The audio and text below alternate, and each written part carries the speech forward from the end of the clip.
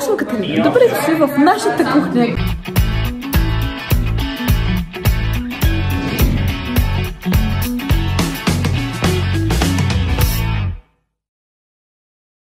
днес ще ви покажа как се прави тези брава. Това е много лесна рецепта, малко е по-компонентна. Ви опадат зъбици.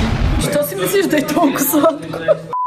Ще ви трябва 2 яйца, 200 грама захар, 200 грама паста шоколад, 100 грама брашно, 50 грама какао. Те по принцип в пакетчетата са толкова. И 200 грама соло. Начин на приготвяне. Първата стъпка, която трябва да направите, е да разтопите маслото. Колко още има? Не много. Да разтопите маслото и шоколада на водна баня. След като сте направили... Баня казах! Сте извършите тази стъпка, следва да пристъпим към следващата. А която именно е да смесим яйцата с захарта. В отделна купа, разбира се. В отделна купа смесваме сухите съставки, които са брашно и какао. След като...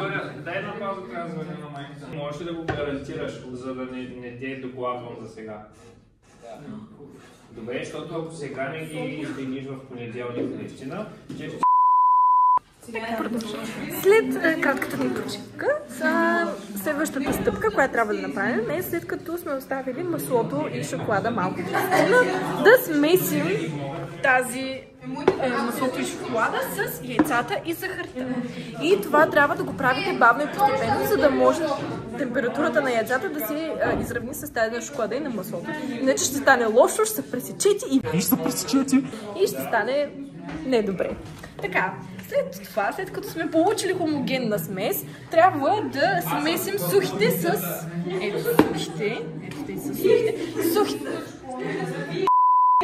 Сухите с останалите съставки. След като сме получили хомогенна смес, изсипваме в тавичка, която предпочитам да е квадратна, но аз защото съм бедна и нямам, и го изсипвам в форма за кекс. Може в квадратна в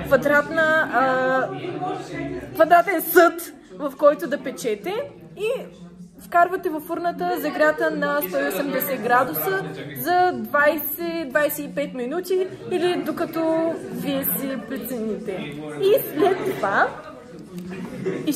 след като е готово, изкарвате и изчаквате да изцине и вече може да дебелеете колкото си искате.